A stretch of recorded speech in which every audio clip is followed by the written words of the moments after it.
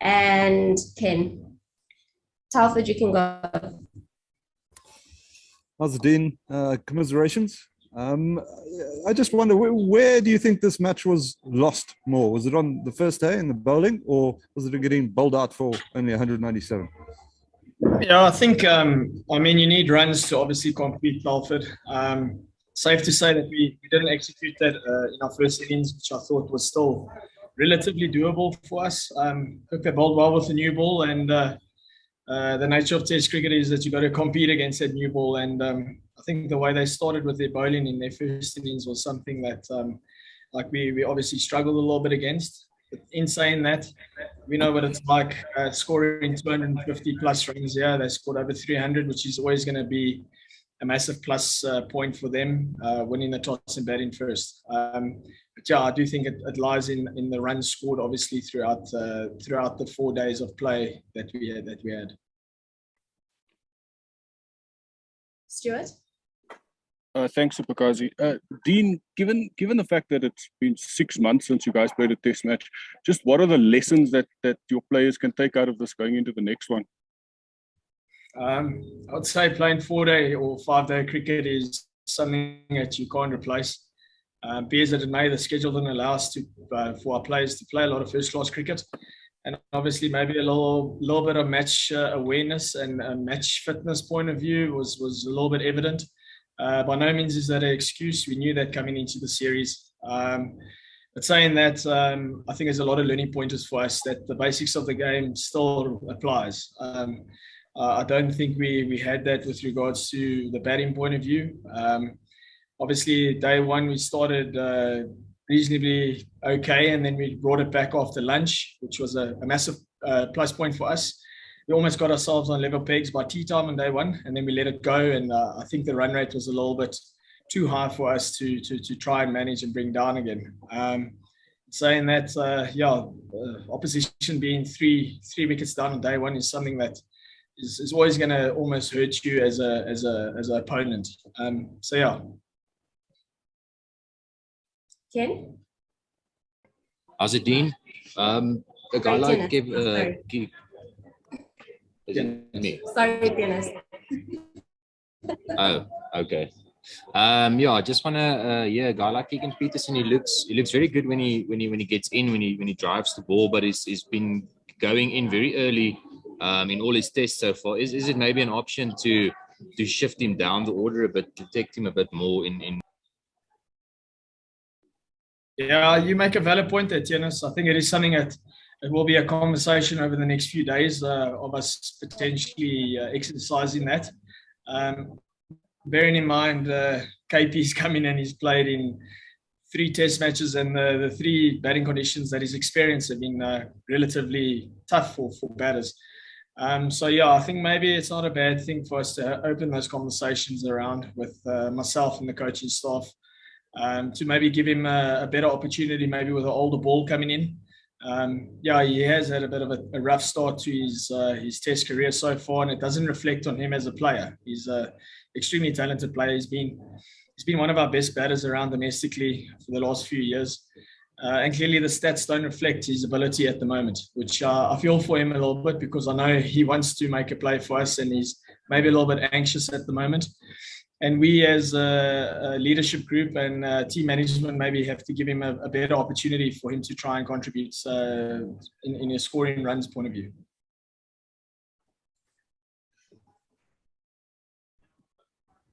Ken? Thanks. Tina's asked my question. No worries. Okay. Mahlatsi?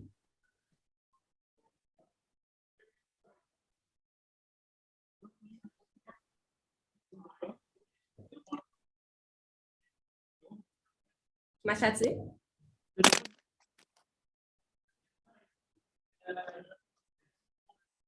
Mahlatsi, you're breaking up a bit. We're going to move on to Kanyiso and then we'll circle back. Kanyiso? Thank you very much, Supakazi. Good afternoon, Dean. Hard luck on the result. When you look at the result, in particular, 113 run loss, I look back at the Mayank Agarwal KL Rahul partnership of 117, which in the small or bigger scheme of things does prove to be the difference. How does that now ask questions of how you and Aiden need to actually front up at the Wanderers come next week? Yeah, we know what it's about. I mean, Test cricket facing the new ball and opening is not easy. You get a good ball and you go and sit and watch the rest of the game, and that's the nature of the beast sometimes. They executed their basic fundamentals of opening the batting to a T. They utilized the first hour, the first session in their favour. They played pretty well. They left the ball very well. So you got to give them a little bit of credit around that. But yeah, I think Aiden and I, we've had a bit of a rough of the green at the moment. So I thought I got a good ball in the first innings, which happens.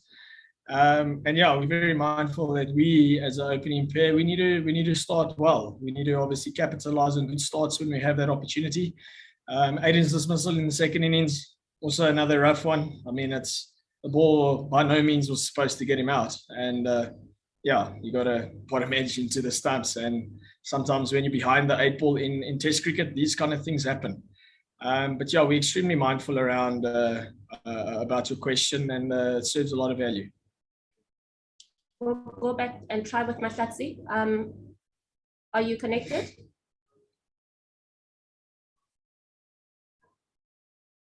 No, Mahlatsi is struggling. Okay, no problem. We'll move on to you, Firdaus. I mean, I can walk to him and give him the computer and he can ask from there. Oh, thank you. That's very helpful. Thank you very much. Yeah, hold on 1 second. Mahlatsi, ask from this computer. Hi, Skipper. I'm on Fidos' laptop here. I just want to check something with you here. This defeat, how much of a confidence dent has it, given you guys? And how do you approach Johannesburg? Mahlatsi, can you repeat your question, please? It's not very clear, the line. No, I'm saying this defeat, how much has it knocked you guys confidence-wise? And also, how do we approach Johannesburg? Yeah, I don't think we're going to lack any confidence going into Joburg. It's never nice losing a game, especially where we know we actually went wrong. And it's difficult to correct those wrongs during a game. But hopefully, building up to the Wanderers test, the second test, we're going to have some time to reflect and learn around what's happened. But I don't think it's going to dent our confidence going forward. We still have had a relatively good run the last 6 months. We've only had 3 games, but we've won 2. So we've got to utilize those kind of good energies that we've had. So yeah, we're definitely going to sit down and break up the game. And as a group, we're going to definitely come back harder. Well, it's kind of what I expect our guys to be doing anyways. Firdaus? Hi, Dean. I just want to ask about the all-rounders position. I mean, obviously, Vian has been picked as your seam bowling all-rounder, but it seemed like Marco Jansen showed us that, he could be competing for that position as well. Would you consider him in that way, or like, what are you looking to do there? Especially because Duan might come back. Yeah, I think those resources are at our disposal at the moment. I think we're going to definitely look into that. I think it ties in with quite a lot of the things that we're going to sit down and chat about. But Vian had a pretty good game with the ball. Obviously, he's not living up to his kind of standards that he's setting himself with the bat currently, which is something that we'll also chat to him about. And in this environment, you have to have those open conversations in order for this environment to grow and for our individuals to grow.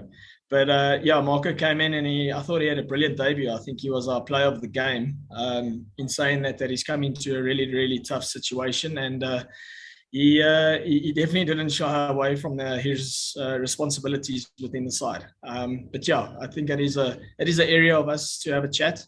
I know carrying 2 all-rounders is maybe never ideal, but in saying that, that was the options that we were dealt with, especially with Duan not being able to play because of his COVID setback that he had.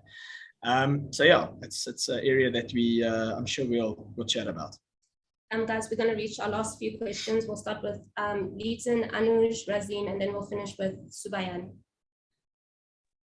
Thank you, Sips. Dean, are there? Just on that, talking about changes, people coming in, people sitting out, you're going to have to, there's some places where you're going to have to make changes. first of all, are the guys 100% fit to take their spots if they are called in the camp? We know what happened ahead of the first day and on the first day, and then also likely where do you see the changes happening?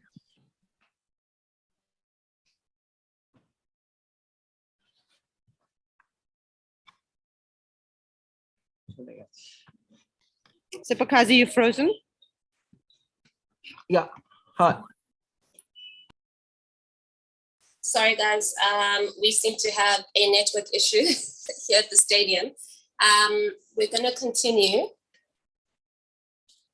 We're gonna continue. Leeton, can you ask your question again? Yes, thanks. Sorry, I did. Just you've spoken about the changes now. You're gonna have to bring in someone new into the team, and then also possibly where you guys are looking to change it up ahead of what happened on the first day and before the test. Is everyone 100% fit to come into the side? Those who you're gonna call on, and where do you see yourselves make the changes? Again, it's going to refer back to the Fido's question. I mean, there hasn't been a lot of time yet for us to have these conversations yet with myself and the coaching staff and selectors. So I can't touch on who potentially could come in or what is our next viable team, for instance. But as far as I'm concerned, everyone's fit still within the squad. I know our off spinner in Sir Brian, he had a little niggle, but he's fit now again. But again,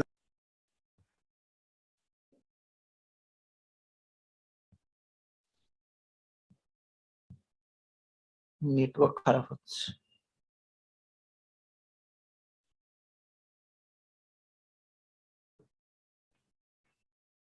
the new norm. I am so sorry, everyone. I think we'll just start over again with Leeton's question, if you can answer.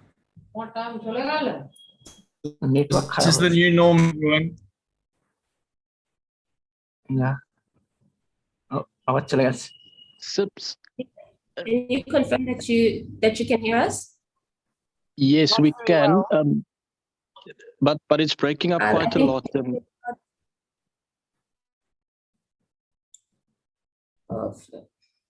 Okay, then if you can just answer the question and then we'll. Yes, I can't remember.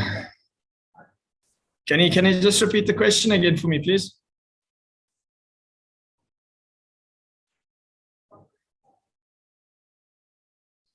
Okay.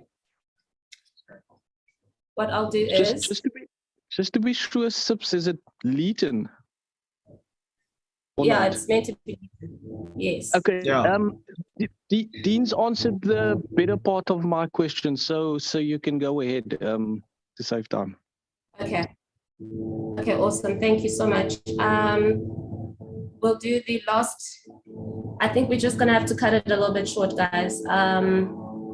I think it was Anuj. We'll ask Anuj for his question, then we'll cut it short, and then yeah, I will ask for some questions on the side. Hi, Dean.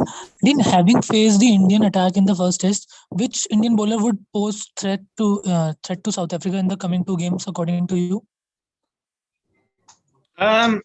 Yeah, I think Shami obviously posed a bit of an issue for our right-hand batters.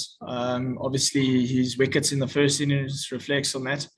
And I would say Bumrah, Jasper is someone that's always running with energy, high energy, irrespective of if he's going for runs or not. So he's always going to challenge you as a batter. And you've got to be very mindful of facing both of them. But saying that, I think they're quite a well-balanced attack at the moment now. Siraj can also come in and when his tail's up, he can also be a bit of a handful as he was a little bit last night. But yeah, I'd say maybe the senior guys in Shami and Bumrah would be the 2 guys that I would reflect onto your question. All right, thanks very much everyone for your patience, and I will put out something on a follow-up presser in the next day or 2. Thank you.